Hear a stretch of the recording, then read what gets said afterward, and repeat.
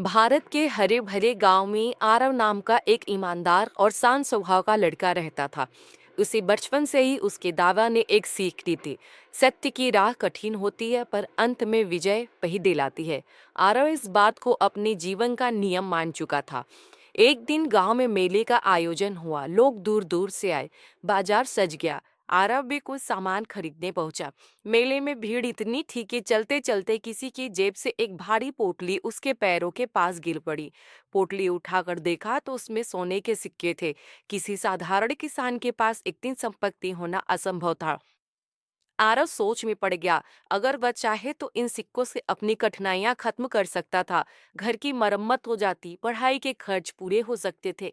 लेकिन उसकी अंतरात्मा ने उसे रोका। उसने तुरंत मेला प्रबंधक को जाकर सारी बात बताई और पोटली उसे सौंप दी। कुछ देर बाद मेले में घोषणा हुई कि पोटली महेश नाम के एक बूढ़े व्यापारी की है, जो अपने बेटे की दवा लाने के लिए पैसे लेकर आया था। वह रोते हुए आरव के पास आया और बोला, बेटा, आज तुमने सिर्फ मेरा धन ही नहीं बचाया बल्कि मेरे बेटे का जीवन भी बचा दिया। व्यापारी ने इनाम देने की कोशिश की, लेकिन आरव मुस्कुराकर बोल पड़ा, मैंने तो सिर्फ अपना कर्तव्य निभाया है। उसकी ईमानदारी देखकर गांव के सभी लोग उसे सम्मान की दृष्टि से देखने लगे। गांव के प्रधान ने भी उसे सत्यवान युवक का पुरस्कार दिया।